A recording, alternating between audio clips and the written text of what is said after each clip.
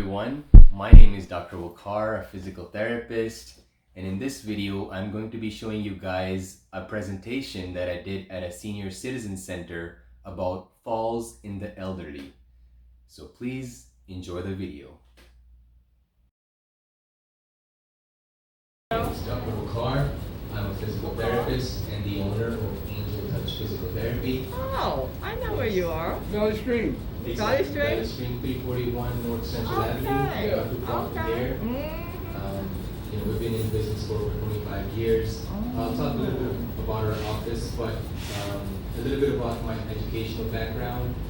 I got into Stony University where I got my bachelor's in health sciences with a concentration in disability studies, and then I got accepted into Toro College, which is located in Bayshore, New York, and that's where I got another bachelor's degree and a doctorate in physical therapy. And so the main purpose of this presentation is to educate you guys a little bit about the background of how physical therapy started in the United States, what physical therapy is, what physical therapists do, and then I would like to finish off by talking about a really important part in the elderly, which is falls. Falls in the elderly. I'm sure one of you guys know somebody, right, that fell. You, right? Raise of hands. Does anybody know anybody who fell themselves or anybody? So it's a big part of it, and there's a lot of research behind this as well. Physical therapy is evidence-based practice, so most of the insurances, they accept physical therapy as a good part of the treatment to get the patient back to their daily activities. All right, so history about how physical therapy started in the US was basically in the late 1800s with the start of the epidemic of polio. There were tens of thousands of children that were not able to move with that condition. And also in World War I, with the war injuries that the soldiers had, so they at that time is interesting because there's a lot of changes that happened until now. But at that time it's funny because I was looking at it, the physical therapists then, they were called reconstruction aides. And that was the name that was given to them because of their activity with working with the soldiers in the war. So, that's a little bit about the history of how physical therapy started. And when I was going to school, the APTA, American Physical Therapy Association vision, APTA 2020, the vision was to have all of the practicing physical therapists have a doctorate level of degree. So there's direct access now. And direct access, the direct access is the biggest part about physical therapy that I want you guys to know about. That now it's 2021, and they had that projection that by 2020, that all the physical therapists that will be graduating from the schools will have a doctorate level of degree, which we are now able to distinguish whether or not a patient that comes into our office needs a consultation by another provider, like a cardiologist. Sometimes patients actually come because they're thinking that it's a physical therapy related issue, that they're not able to move, like left arm pain, but it's actually coming from the heart. So, we have to screen the patients and make sure that they are good candidates for physical therapy. And, with the doctorate level of degree, when I went to school, I actually dissected a cadaver. So me and along with all the physical therapists, we have like an X-ray vision kind of, you can say, because we're well versed with human anatomy, especially from dissecting the cadaver and gross anatomy. And so to elaborate on that a little bit, so who here knows what physical therapists do, what physical therapists are? Raise of hands. Does everybody know? If I ask you guys what physical therapists, they stretch you. Okay, that's good. Pain, that's good. That's good. So we do a lot of things. So I'll tell you about the scope of practice of physical therapy. Okay, there are 4 scopes of practice that physical therapy is really involved in. neuromuscular, the nerves and your muscles, how they all work together. So patients that have like conditions like multiple sclerosis, Parkinson's disease, anything that limits the movement of the body, right? Integumentary, believe it or not, is also a part of it, which is the skin. So skin, hair, and nails.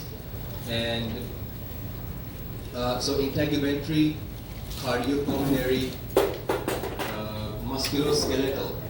Okay, musculoskeletal, this is where the most demand is seen for physical therapy. So patients who fall, God forbid, like you said, you guys had or know somebody that experienced the fall, so fractures can happen, and from that, you get pain, and pain limits the movement, and that's part of the reason why physical therapists are being seen. And so what I want you guys to know is physical therapists are movement specialists. Okay, two big words. That's it. So anything that limits your movement, not being able to move properly, it could be because of any reason, because of weakness, because of sports injury, because of motor vehicle accident, whiplash injury. It could be any reason. That could be the cause of you coming to physical therapists and in need of physical therapy services. For the falls, it's a really big part of the education in the elderly. One of the main reasons why patients typically fall is because of normal aging, right? Normal aging, the gravity, the forces of the gravity that are being put towards you as you grow older. There's a lot of stuff that's involved, but really the decreased ability of the body to have that normal reflex, right? So everything slows down as you get older. Now we learned that starting from the age of 40, the muscle mass starts to go down, right?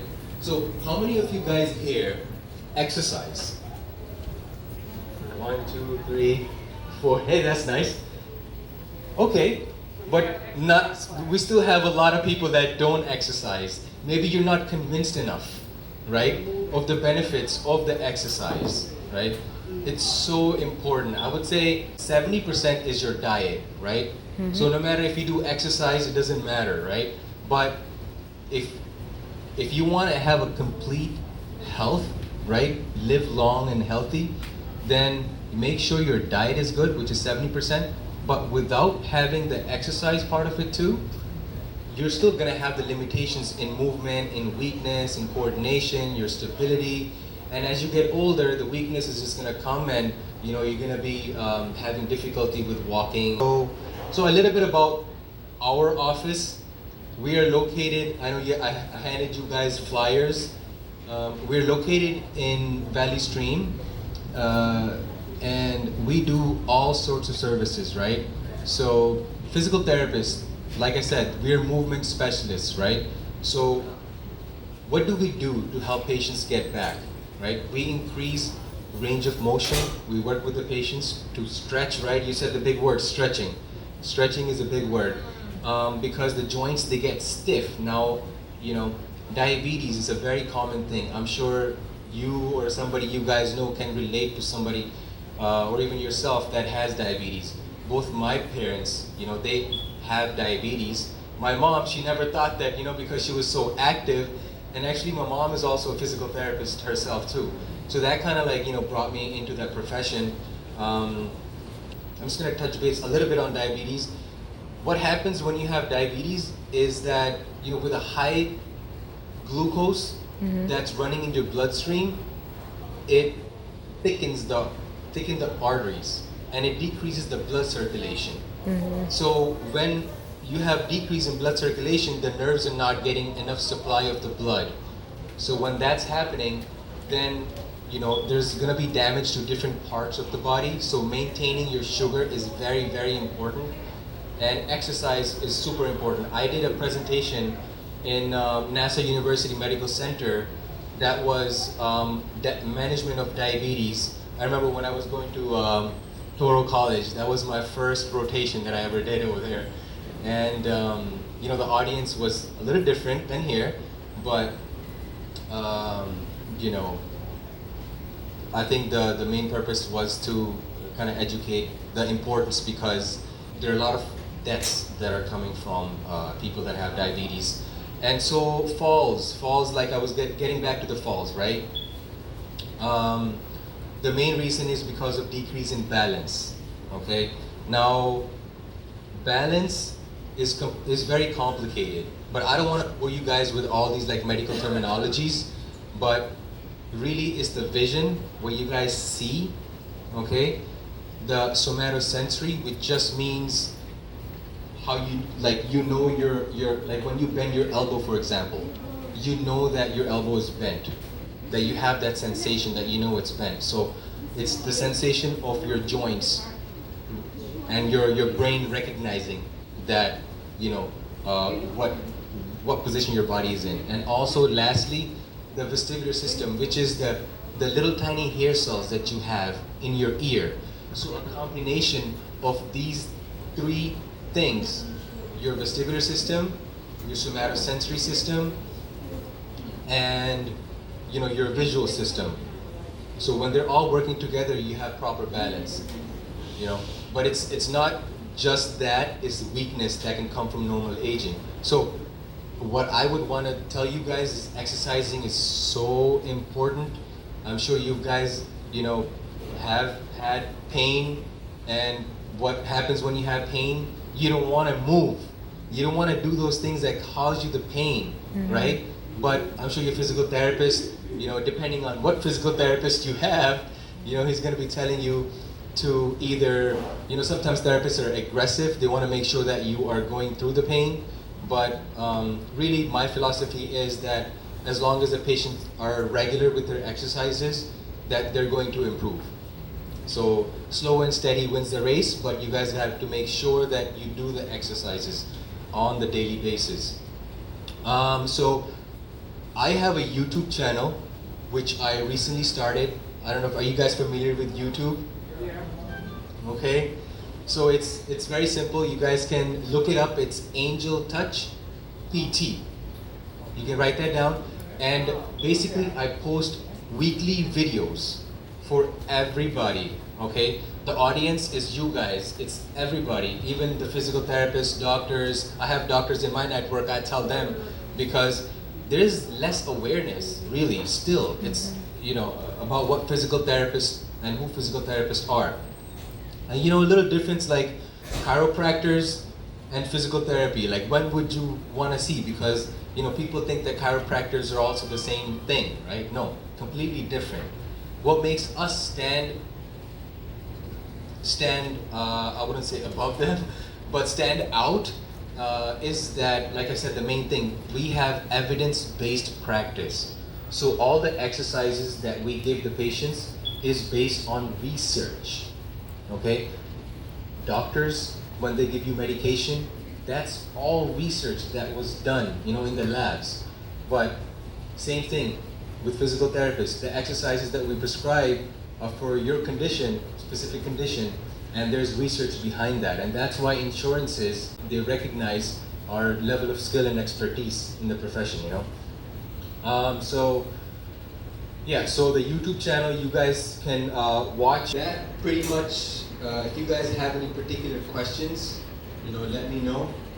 I can do a Q&A quickly right now. Yes.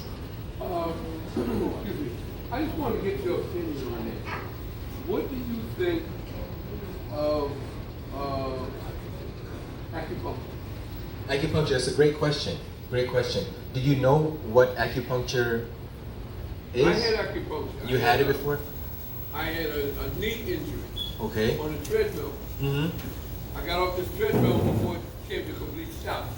And I twisted my, they would give me medication, it wasn't doing any good. And whenever I go up the steps, I would feel it in the back of my knee. Now, I went for acupuncture. This fella, he was trained in China.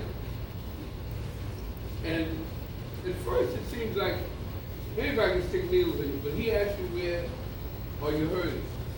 You know, my doctor had recommended it. And he knew where to stick the needle. Yeah. And what happened was they got enough liquid from that leg, so they drained it to fill up a quart. The acupuncturists did that, you're saying? Yeah. That's interesting. I mean, I'm not sure if that is something that acupuncturists would do, but maybe the orthopedic surgeon.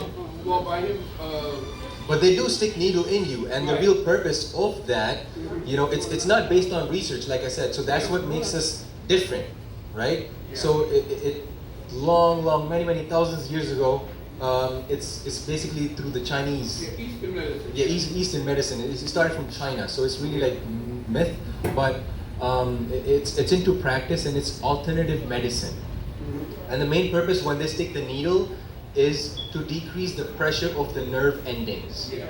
Okay, that's really the main purpose of it. Well, I And tell you, if when that they- helps they you drained with the that, pain, they then drained that, there was no more problem. uh-huh. Now, he told me in order for a doctor to get specific hand acupuncture, you need 300 hours. In China, he said it's a lifelong thing, But I tell you what, taking an acupuncture, I haven't had a bit of problem, and that's been at least 25 years ago. Wow, how's your knee now? Oh, it's fine now. So you can walk. Every time I walk 3 times a week, I walk That's good. at least 2 miles. Good. Yeah. Each time you walk 2 miles. Yeah, a little over 2 miles. That's pretty I good. have the distances clocked off on the street. Mm-hmm. I clocked them off with my car. I used to run them when I was younger with my dog, Okay. But So this is good. This is good. If you guys have any other questions, let me know. But really, at the end, I have some free giveaways for you guys. Okay. And along with that, if anybody is interested, and I would really encourage you guys, there is a test, and again, this is evidence-based test, and so it's called TUG, T-U-G, timed up and go. Okay. So it basically checks for your risk for falls. Okay? So basically there's a chair, you're just gonna stand up when I say go, you're gonna get up, walk 10 feet, turn around, and then sit back down. So I'm gonna be timing you guys, and there's a certain cutoff. So if you're after that cutoff, let's say if you're 20 seconds to do that movement, then you might be either high risk for falls. Okay? It's a quick thing, so it's fine. If everybody wants that to be done, then we can for sure do that. But I think that's where I would like to end off for today. And thank you guys so much for paying attention. And I'm looking forward to any further presentations. If you guys are interested in any topics that you guys would like to learn about, I'm really open. Thank you, Listra. Thank you so much for having me here, and I appreciate it. Thank you. I have a question. Thank you. I see here that you take insurances. Yes, we accept all Do you insurances. have to have a referral to come to you? Or So that's the good thing about direct access, right? Right. So in New York State, there is direct access, but still some of the insurance companies, they want you to have a referral, right? They recommend it. So it really depends on what insurance you have at this point. So if you can call the office, my eligibility, the receptionist will check your eligibility and will let you know whether or not you need it or not. So just give us a call. And it's very simple. We'll give you a call back within the day, if not within 24 hours. Thank you. You're welcome. Thank you so much, Dr. Wakar. I have actually Thank you guys for watching. If you guys like the content, please hit the like button and subscribe to my channel so you guys don't miss out our weekly videos. Thanks.